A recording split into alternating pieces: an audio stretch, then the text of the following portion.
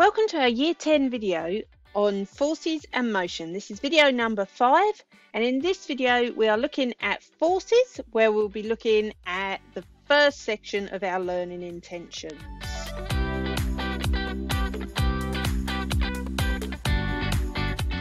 So as you can see, under the heading of forces, we do have quite a few learning intentions, and in this video we'll just be looking at the top 3. The further ones will come at another date. Okay, so when thinking about forces, we are going to cast our minds back to year 7. And back in year 7, we learned that a force could either be a push or a pull. It can also be a turn. So you can think of a range of forces that are either pushes, pulls, or turns or twists. You learnt the names of a range of forces. You learnt friction, gravity, magnetism. You heard the term applied forces, buoyant forces, tension forces, drag forces, spring forces. So you would have heard of all these different types of forces, different names given to them, but some of these should ring a bell.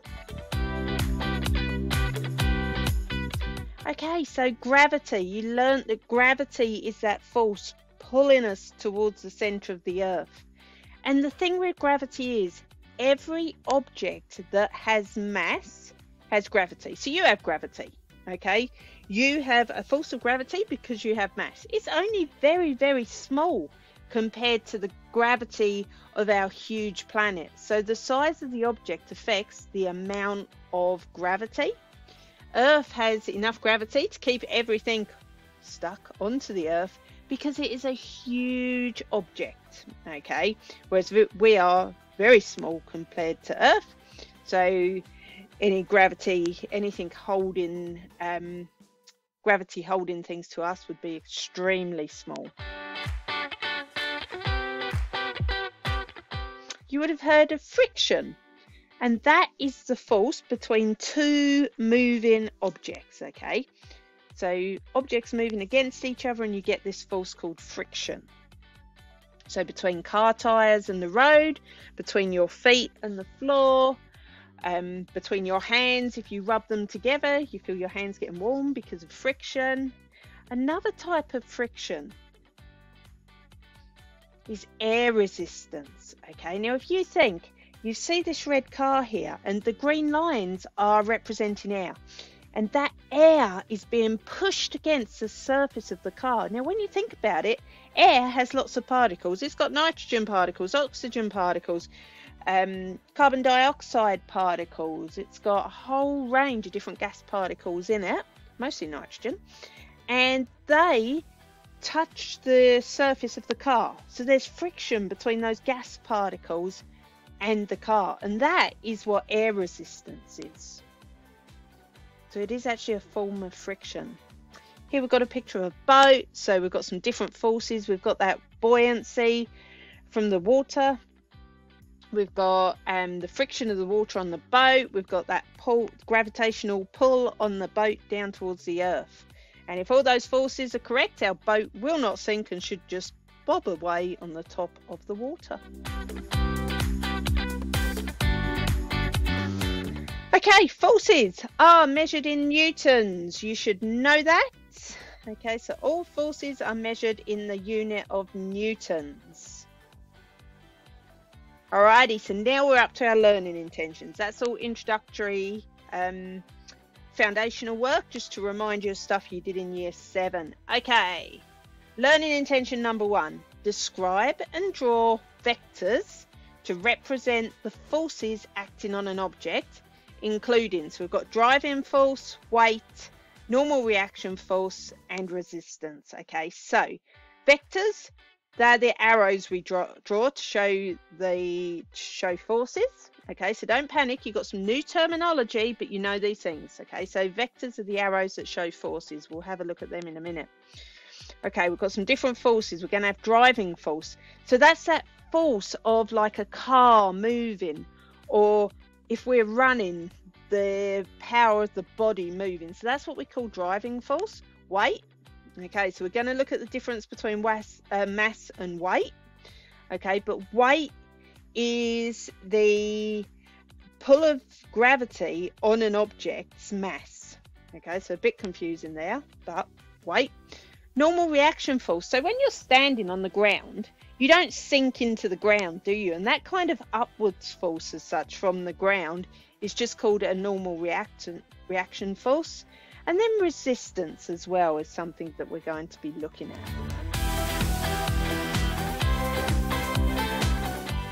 Okay, so vectors. Let's have a think about this. We've got an arrow, okay? So an arrow has a head and a tail, and it shows direction. Now, magnitude, that is the length of that arrow. So when we're using arrows to show forces, vectors is where our arrows are different lengths to show a different amount of force. So a bigger force would have a longer arrow, and a smaller force would have a shorter arrow. And that's our vector. So we've got some examples here. Okay, so here we're talking balanced and unbalanced forces. Okay, so we've got two forces going in the same direction, so that's a nice balanced force. We've got forces in a different direction. Now, this is not showing a vector, this is showing a fatter arrow, and sometimes you may see that the arrow's fatter rather than longer, but when we are using vectors, we should be using a nice longer arrow. Now, if that was a longer arrow going that way, then the forces are unbalanced, so the object would move in that direction. Here, both forces are the same, moving in the same direction, so our object moves that way. Here we've got balanced forces in both directions, so our object doesn't move at all. But here, okay, we've got an unbalance because they're both moving in one direction and we've got nothing pushing back the other way. Okay, so we've got some examples of our vectors here with our little trolley or our little truck. Okay, so we've got that bigger vector at the top, 60 newtons, and we've also got 30 newtons working on it. Add them together, we've got 90 newtons working on the trucks, so it's moving to the right. Here we've got 30 newtons to the right, 10 newtons to the left, so it's going to move with 20 newtons to the right. So just still at the moment we're just looking at the vectors, but we're also talking about a bit of the effects of forces there. Okay, so thinking a bit more about this driving force. We've got a car and we've got all these different forces that we've been talking about showing, but that driving force is that force. So in the case of the car, is the force of the engine moving it forward. Okay, now the engine has to be engaged and working to move the wheels. Just sitting there is no driving force, even though the engine's there. So that's why we call it the driving force. It's that force moving the object. For whatever reason the object is moving, whether it's us running, is still a driving force. It's still that movement.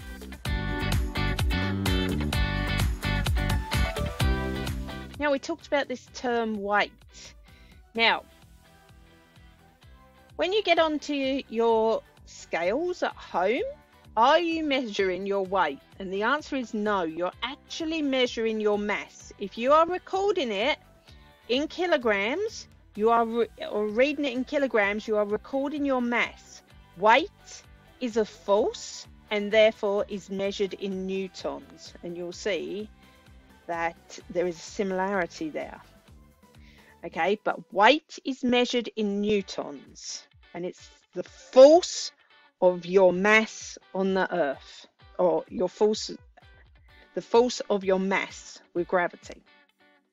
So if you actually wanted to lose weight, the best thing to do is go off to a planet that has less gravity than Earth. So a planet that's a bit smaller. Or you could go to the moon. You'd lose weight. You'd still have the same mass.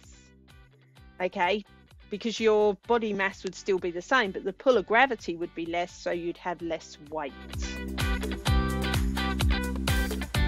It's probably a bit dramatic to lose weight, but you know.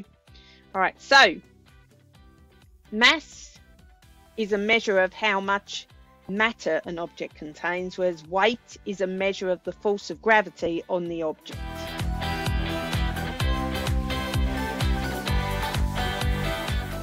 Okay, so as I said, it's that the Earth's pull is the force of the Earth that makes weight, right? Mass is how much of the object there is.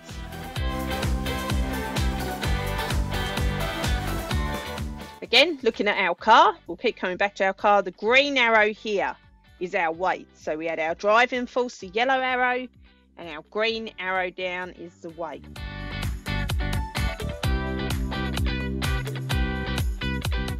Okay, that normal reaction force I spoke about. So if we have a look at this, we've got this block, and our block isn't sinking into this hill. That is because we have this upward force, which is called that normal reaction. Okay, so Fn, normal force. When we stand on the ground, we have normal force. That's why we don't sink into the ground. In this case, this dude leaning against the wall, he's not sinking into the wall. So it's the normal force that's coming from the wall that stops him sinking into it. This dude who's up in the mountain, he's not sinking into this hill, so he's got the normal force there.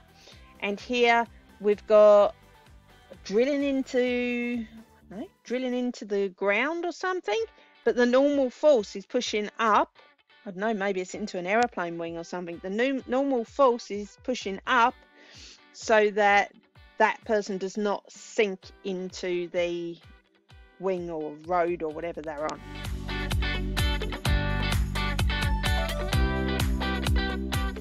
Okay, resistance. Now, when we talk about resistance, we've got some different types of resistance. So we talked about air resistance being a form of friction. Okay, so that air resistance against a car or against you as you're running or against aeroplanes, it's the opposite force to the driving force. Okay, you might have water resistance. If you're in water, it's that opposite force, that resistance. And yes, we have air resistance, water resistance. We can have other types of resistance, but they're the common ones that you're going to come across. You may see it written as drag sometimes. Okay, learning intention number 2. Determine the net force. Now, do you see this symbol? Okay, the kind of E, but angular, that means net. Okay, so the net force on an object by taking into account all of the forces acting and their directions.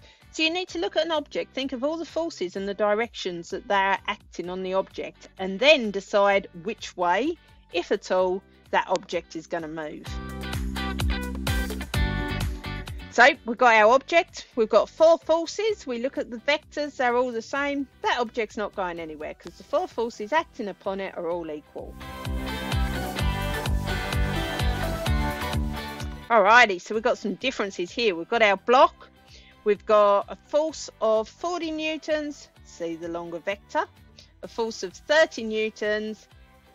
We add those 2 forces together, which makes 70 newtons. So the net force is 70 newtons, and it's going to move to the right. Okay, here we've got 40 newtons to the right, 30 newtons to the left. So we've got a net force of 10. That's the missing bit between the 30 and the 40. Our net force is 10, so it's moving to the right. Here's a tricky one. We've got 40 newtons to the right, 30 to the north or the top. Okay, and with this one, we are going to have this net force to the, should we say, northeast of 50 newtons. Okay, now we've got a bit of maths coming into these. Don't trouble yourself too much with this at the moment, but it's something to interest you. How do we get 50 newtons there? Look at our shape, triangle. What are we looking for? Hypotenuse. Okay, learning intention number 3.